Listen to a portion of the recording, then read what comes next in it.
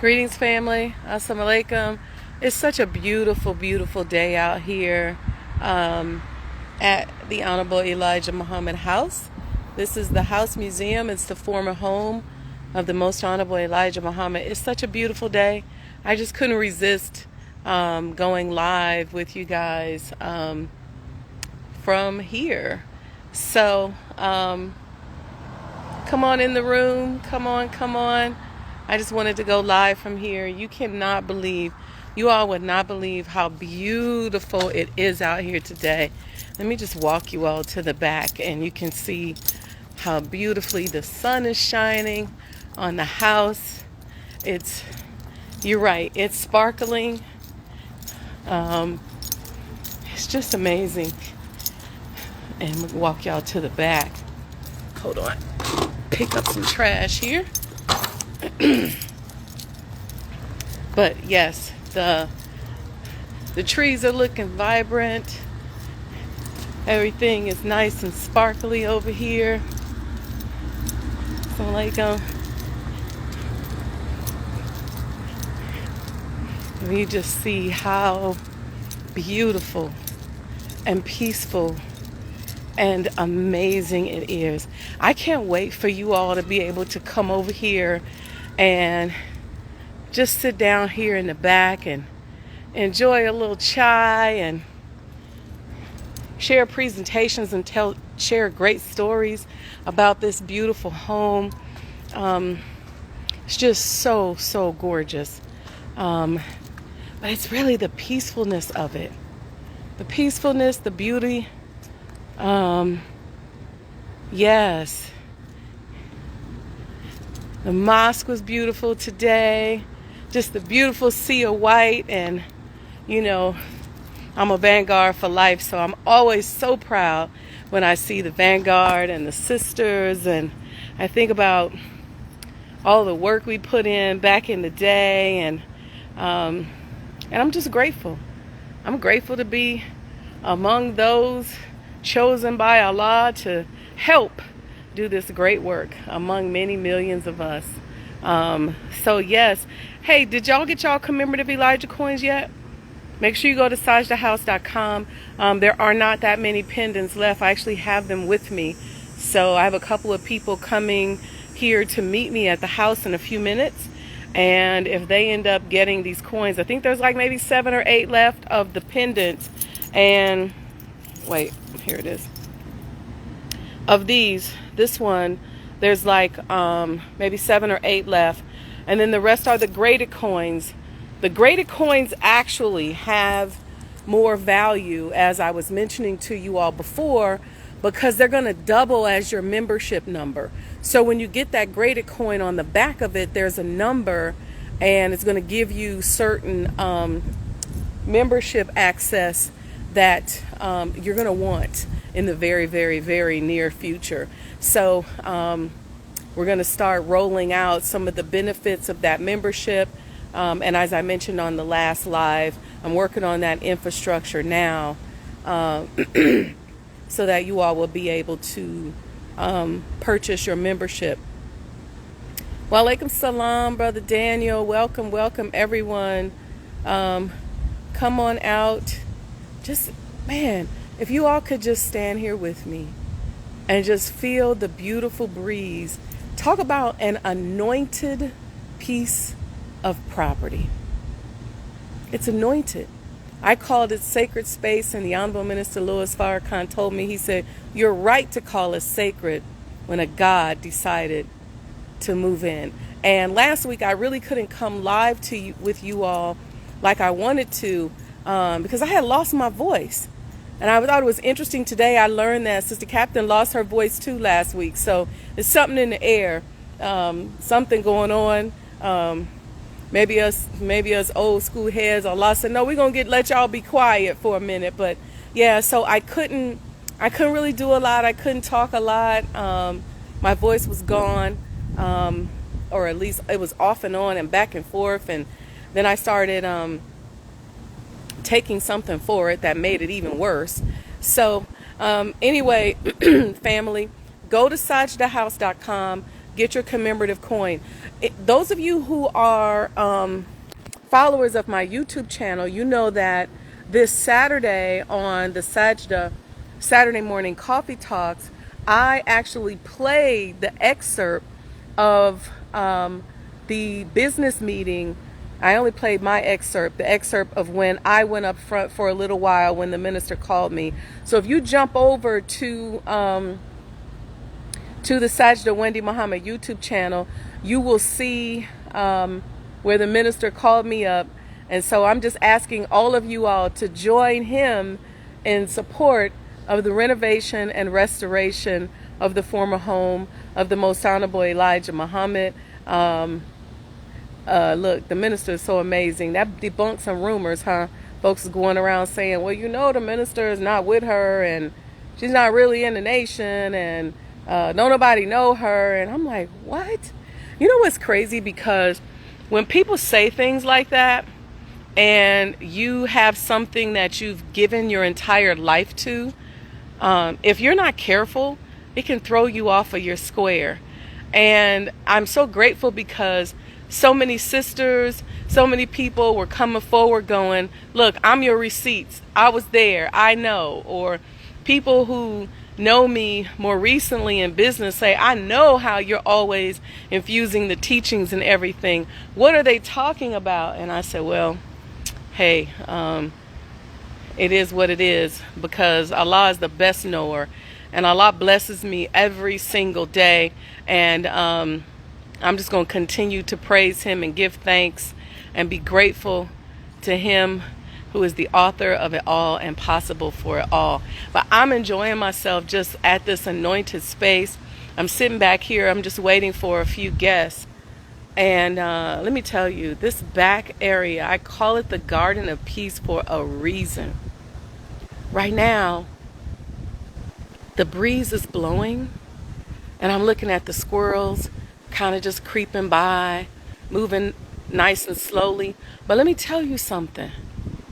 I feel Allah in the breeze. Call me spooky. I've been called that my entire Islamic life.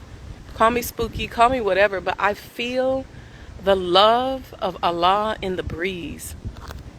I feel him. One of the things I've been praying on, if you all saw that excerpt, let's walk around this way. We're just going to walk around the whole house. If you all saw that excerpt, you saw where the minister asked for a picture of the beautiful star. To me, the minister don't ask for anything. It's an order. So if he tells me this is what he wants, in my opinion, that's an instruction. So his instruction, okay, that the beautiful star, Sister Dr. Ava Muhammad, is represented in this beautiful, beautiful home, that means the world to me. So I've been really praying on that and just letting Allah formulate in me how he wants to represent his star, or how he wants his star represented here in this house. So I'm working on that. So I'm just walking down the north sidewalk here and just enjoying the incredible peace that is here, that is on the property. I came around this other side over here where you all see where the cracked Adam statue is going to go. Got my grass, getting my grass back together over here. I got this other side over here that's struggling, but we're going to get it together. It's coming together slowly but surely. But this is Elijah's Friendship Garden. And this is where the cracked Adam statue is going to be. We're going to go back around and down this shady side again. So anyway, family, we need you to go out there, get your commemorative Elijah coin. It's going to be so important for your membership. You're going to need that number off the back. So you'll have the commemorative coin. It means something. You'll extract the number off of there. That's going to be translated into a membership or a membership access. And we want to make sure that as many of you as possible get those, because you'll be able to have access to both virtual and in-person tours, and some educational presentations, and things they do from museums. Some great talks.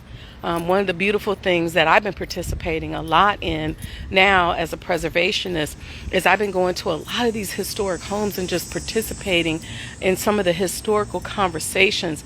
And so I cannot wait to have those historical conversations from here. And the beautiful thing about this home is that there's so much space for us to be able to have those conversations, for you all to be able to log in, chime in, and see the presentation. This is one of those industries that, in my opinion, that the pandemic really helped, because it helped us to pivot from just relying on people who will come to visit and put us in a position where now everything is like a broadcast studio, right? I'm broadcasting here from the porch, so that makes the porch a studio almost. So we'll be able to have some of these incredible talks, some of these conversations about economic development, about the great teachings, and there's so many subjects that the messenger taught on that we'll be able to present on here, that you'll learn about. We got a couple of series. I'm not even going to tell you what they are, but we've got some exhibit series that are going to blow your mind. This has been 4 years in the making, so it's been developing and evolving in my mind, in my prayers, in my meditation. So I'm grateful. Thank you all. Thank you, Be Well. Thank you, 19 Rush 95. Thank you, Miss Bourne, the winner. Thank you all for coming on. It's such a beautiful day out here. Like I said, I'm waiting for some guests, and I just thought I'd go live just to have that conversation with you all. To remind you, let me know in the chat if you got your Commemorative Elijah Coin. Let me know if you're joining the Honorable Minister Louis Farrakhan and his support of the completion of the Honorable Elijah Muhammad House, which is the former home of the Most Honorable Elijah Muhammad, the eternal leader of the Nation of Islam. I'm grateful, just grateful to have my voice back and to be talking again today. And I know, I can only imagine how Sister Catherine feels to have such a powerful weekend going on and then she loses her voice.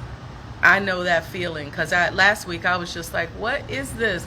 And I had meetings, I had to move around, I was trying to get up and move around, and I was like, I can't do it. So I had to take some time, despite the pressures of people wanting to meet and people I needed to talk to. I just couldn't do it. So I'm grateful today to have my voice back. So all right, so family, somebody said, the messenger somewhere on the wheel with Master Fard Muhammad, and they are cheering you on, and they are with you and behind you. Praise be to Allah. Amen.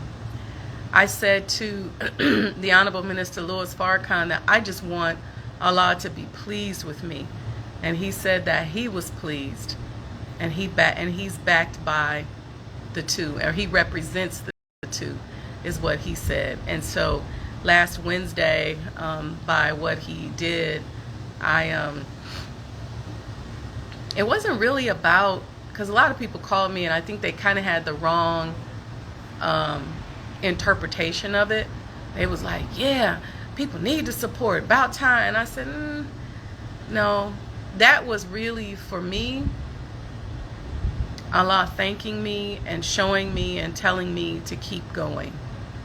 That's what it was for. It's never been about anybody else. It's never been about showing anybody else or stunting anybody else. And absolutely, when you do something and you love this work like I do, I gave my life to this work at 20. I just turned 22 years old on September 9th, 1990. I gave my life to this work. I had just gotten out of college. September 9th, 1990, I got my ex right after my 22nd birthday. And I moved to Chicago from Indianapolis. This is a funny story, and I told this story before. I actually wanted to live in Chicago since I was a child. When my father was playing basketball here, and he would talk about Chicago. I'm originally from Nebraska. And so when I graduated from college, I wanted to live here. And I had gotten a job offer, and they said, okay, you're going to be in Chicago. And at the last minute, they told me, they said, you have to go to Indianapolis. So the Indianapolis office is going to hire you. You got to be down there for 2 years, and then we'll move you to Chicago. And I remember being so disappointed. But now I look at how Allah just had a hand in my life from the very, very beginning. And so I went to Indianapolis, joined the Nation of Islam. The minister spoke there at an event. I was introduced to some of his laborers who said that I needed to be in Chicago right away because the minister needed help. And I think myself and Sister Alita here in the 90s, as young vanguard lieutenants. That's why I tell the young sisters, play the long game, girl. You want to be in this 30 years from now. You want to see what Allah is going to do for you. I could never have even imagined. But when I think about being blessed to start off in business in the office of the National Center, the Nation of Islam, being trained hand to hand by the Honorable Minister Louis Farrakhan. And Sister Alita and I are working on a business that we're building together. And so we just looked at each other the other day and said, who would have thunk it? Because I don't know anybody else at that time as sisters that was actually, under the minister's heels and just trying to figure out this business thing, really actually trained in business by him.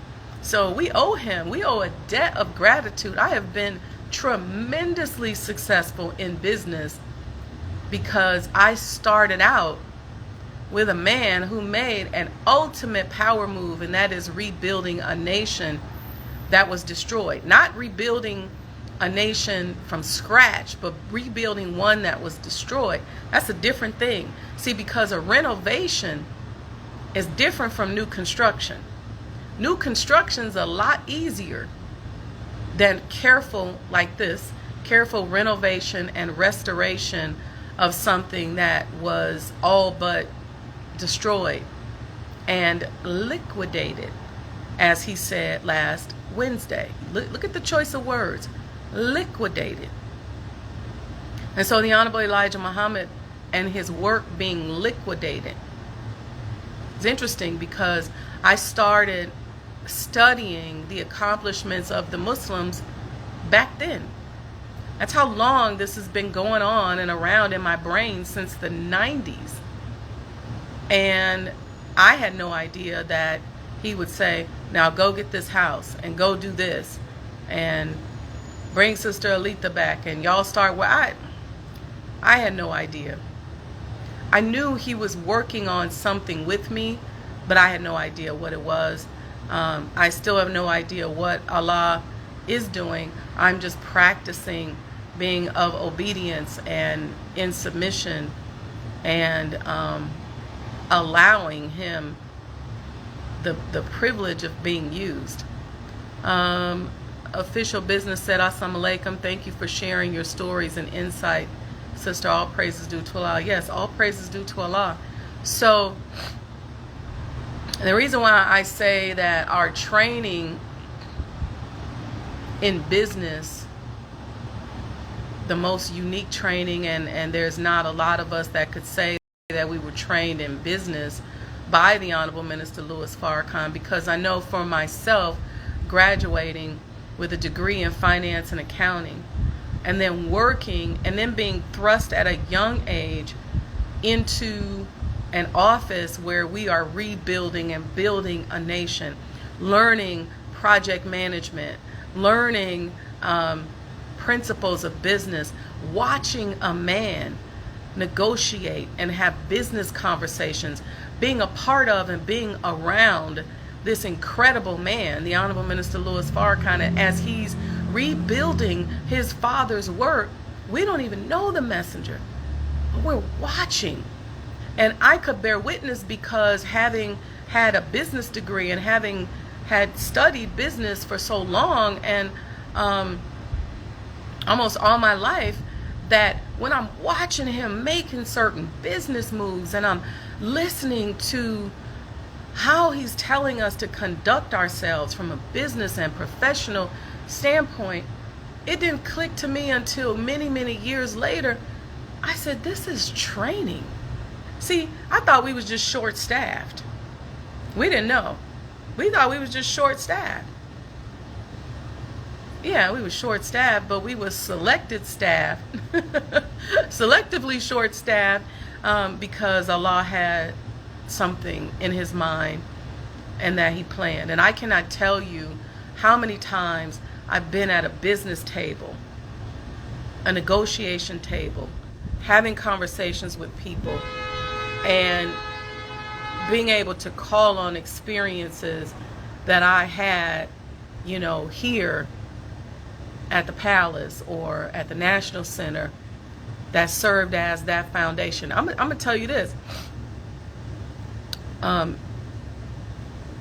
When I would go into negotiations, see, because as a young person in business, the actual operations of business and how to conduct yourself in negotiations and how to navigate through from a mindset standpoint is not taught in school. So I had the technical side. I got it from a technical standpoint. But when I had to go into big negotiations and sit down, many of the venues that we use today, myself and Minister Ishmael would be the ones that would go down along with Brother Kamal and negotiate the use of the Rosemont Center, the United Center, Wintrust Arena. There were a lot of venues that we tried to get that we couldn't get. Like I wanted an event at Comiskey Park. They wasn't having it. That was my dream, was to have the minister there at the baseball stadium, but we could never get that off the ground or get that negotiated. But just trying to figure out how to pay the bills and keep the National Center going. Those are all muscles that you learn as a businesswoman. But when I would go out into the world and have to figure out how do I conduct myself, I would pretend like I was Sister Captain Betsy Jean Farrakhan. Literally. Sister Betsy Jean was always so regal and so strong and so fearless, and we looked up to her so much. Still look up to her. Just, back then, especially when you're younger, it just seemed like she was like a god to us. And we would watch her. I know I would. And I would watch how she conducted herself. I watched how she would greet us as we walked into MGT class, and her strength. I watched how she could scold us but then love us simultaneously. I watched how she took charge of her post and how she took charge of the atmosphere and the environment. And let me tell you, as recently as building the micro hospital in Maryland, I created a whole position, a patient liaison, that was modeled after Sister Betsy Jean Farrakhan. Because when you walk in that door and she said, "Assalamu alaikum, sister. How are you today? Welcome to your class." What was she doing? Not only was she greeting me, and this is how I took it, not only is she greeting me, but she's taking charge. She's letting me know, you're going to give of yourself in here because I'm going to greet you. I'm going to love you. I'm going to give you an instruction. She'd tell us greetings and come on in and have a seat. And so I started doing that in my businesses. So when you would walk into the surgery center, when we were small enough, when I was still doing it myself, and then I hired a person, I'd say, "Greetings, welcome to the Minimally Invasive Vascular Center. Step right on up, Mr. Jones. Come on in, sign in, and have a seat." What am I doing? I'm greeting you. You just went past security. I'm greeting you. I'm letting you know I love you, but I'm in charge. So sign in. I just gave you some instructions, and have a seat. We'll be right with you. And then we'd go and we'd send somebody over. But that whole concept of standing there in the floor of the center and greeting people, I got that from Sister Betsy Jean Farrakhan. Even the way she would dress and the way she would move. I'd be in a meeting, and I'd be in there with a whole group of people that didn't look like me. And I'd walk in there, and I would just go into my BJ mode. And I would sit down, and I would be kind and strong and loving and knowledgeable. But you knew when you looked in my eyes, don't play with me, don't disrespect me. That came from Sister Betsy Jean Farrakhan. That training. I would watch how the minister would send us back and forth as we were negotiating venue space and deals during the Stop the Killing tours and things like that, the men's only meetings. And I learned those negotiation techniques by watching him very carefully. I would watch how accurate we needed to be and how on point we needed to be. How we didn't speak unless we knew what we were talking about. How we didn't just talk just to be talking and running our mouths. I learned that training, that way of standing on my post. I learned that working for the Honorable Minister Louis Farrakhan. Even now, when I'm withstanding certain storms, and I would watch him when rumors would come in. Something happened on TV, they say, "Oh, it's the Nation of Islam." I'm like, what? I've watched him do interviews, and then they come out with the interview, and then I'm like, wait a minute. We'd be like, wait, he didn't say that. Little did I know that I would be the conduit through which we would reacquire this beautiful home. And that people would lie on me. People would attack me. People would be trying to hurt me, trying to interfere. People lying, people making up stuff, people trying to block the success of the project, block my success, trying to taint my life, my reputation. Little did I know that I would have to pull on what I've seen the Honorable Minister Louis Farrakhan go through and triumph through to get myself through it. It ain't over. I'm just saying, who knew? Who knew that those life lessons, who knew that that same thing would happen? And who knew that just acquiring a house that other people would call an old house would bring about not only so much criticism and hatred, but so many blessings. So many blessings. You know, I was doing pretty good for myself, but when I purchased this home, I wasn't able to move around like I used to. I started losing my anonymity. Oh, that's the sister that bought the house. That's the sister that the city had to go before the city council. That's the sister that had to go before the National Historic Registry. That's the sister that the aldermen attacked because the people down the street said they didn't want Elijah Muhammad house on their block. They got a lot of nerve. This block, come on now, the messenger's responsible for 6, 7, 8 homes in this area. 4 that he built across the street, 1 that he built right here next door, 1 that he lived in, and the other 2 that were on the piece of property that he purchased. And you got the nerve to say you don't want Elijah Muhammad House Museum on your block? Whose block is this? Who owns owns this block? And who should this block be named after? You got the nerve to attack me and lie and say, oh, it's just incubator space for her brand. You don't know me. You don't know my brand. You don't know me from Adam.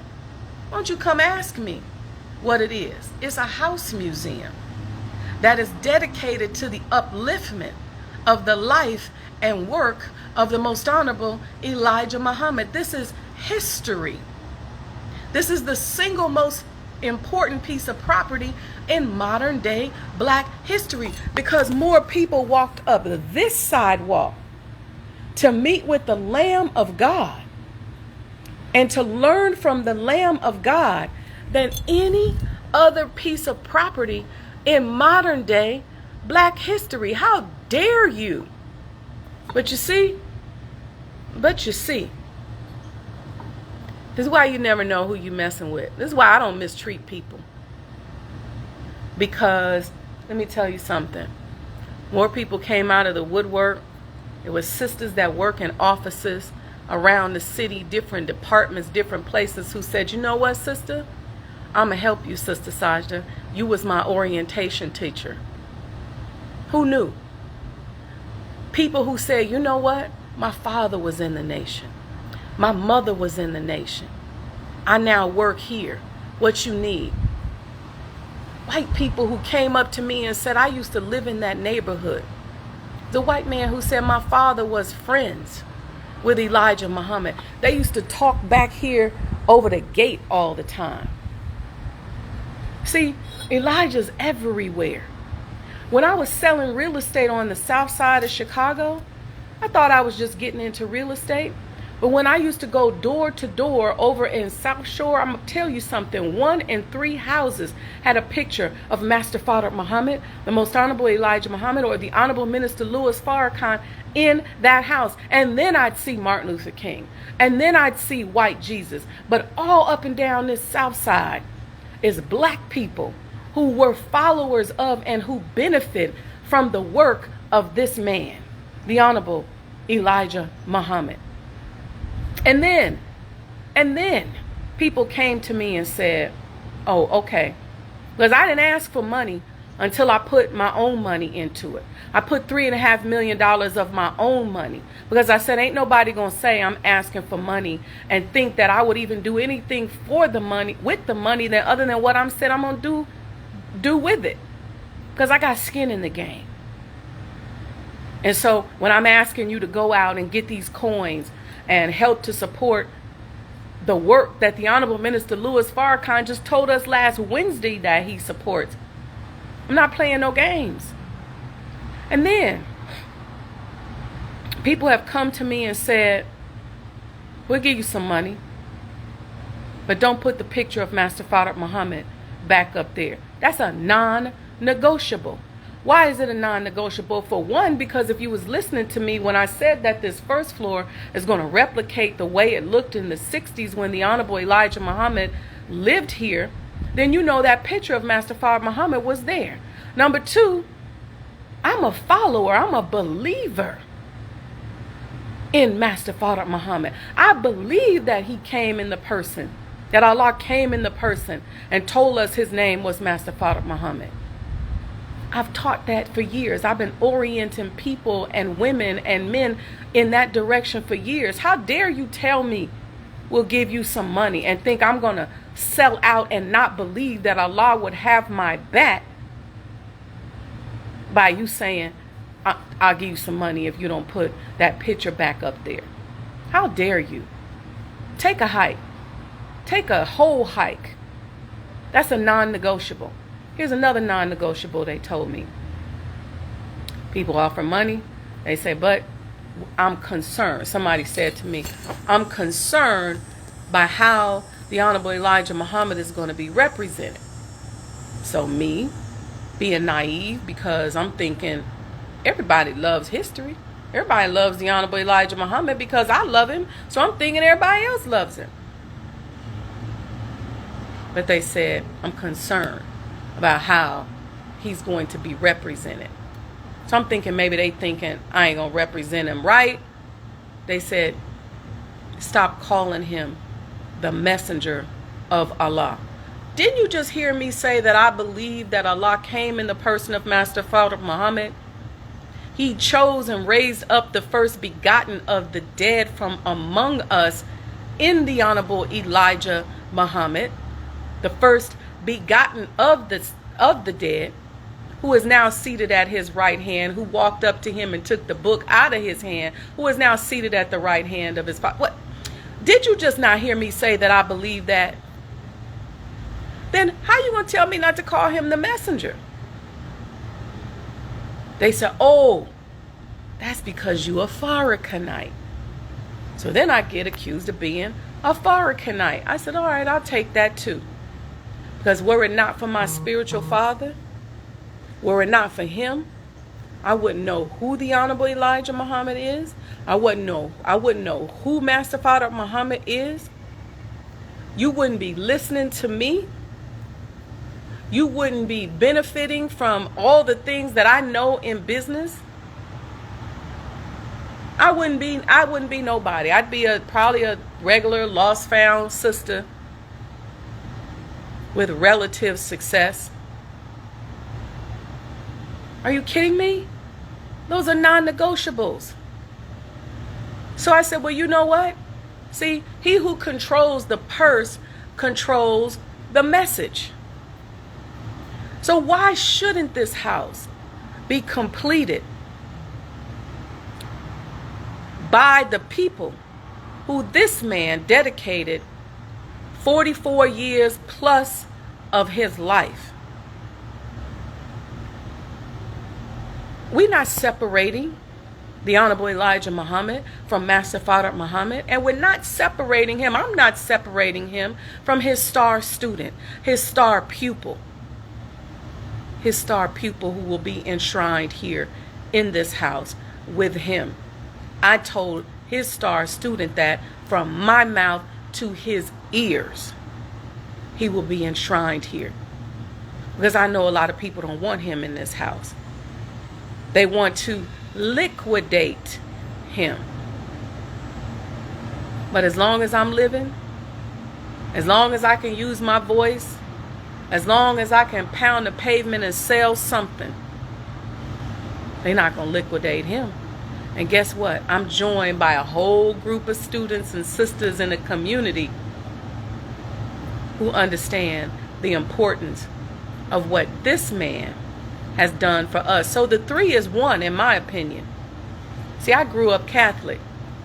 I learned about the Father, Son, and the Holy Ghost, and the three being the one. And the first time I attended a lecture in the mosque, I remember sitting there and I said, oh, I know who they are. I know who the 3 in 1 is. And so I know who the 3 in 1 is today. So all I'm asking is that you all help me complete this. Go to sajdahhouse.com, get your commemorative Elijah coin, get the graded coin so you can have a membership, so you'll be able to log on and do virtual tours. You'll be able to schedule your in-person events. We're going to do this with class. We're going to do this with the utmost civility. This is going to be such a beautiful and exquisite mansion. These two beautiful homes here on this corner, 4847 South Woodlawn and 4855 South Woodlawn. 4855 is still the messenger's home, and he's coming back to his home. These two pieces of property are going to be the most two attractive pieces of spiritual and sacred spaces in the world. Mark my word. Trust me. And you want to be a part of this history. You want to be a part of this history. We had to acquire this one. We had to work on it. We've had electrical work going on here in the back. We had to replace the sewer system. We had to put air conditioning, heating and cooling in. We've had to do so much work. But guess what's so beautiful about it is that the bones of the house are 90%, 90-something% original.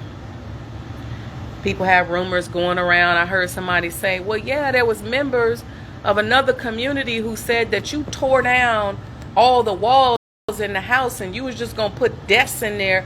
For what? No, you're stupid for even saying that. You're just stupid. I'm going to acquire a historical home, tear down all the walls to put desks in here for my businesses? This ain't going to be no incubator space for nobody's business. This is a house museum. This is sacred space. Sacred space. Everything about it is sacred. That's why we're preserving and reusing copper and wood. We're making benches out of wood. You're going to be able to buy old windows. Got the copper, we smelted down. Made pendants and coins. Are you kidding me? Are you freaking kidding me? Who tells these lies and who believes these lies? Who tells it and who believes it?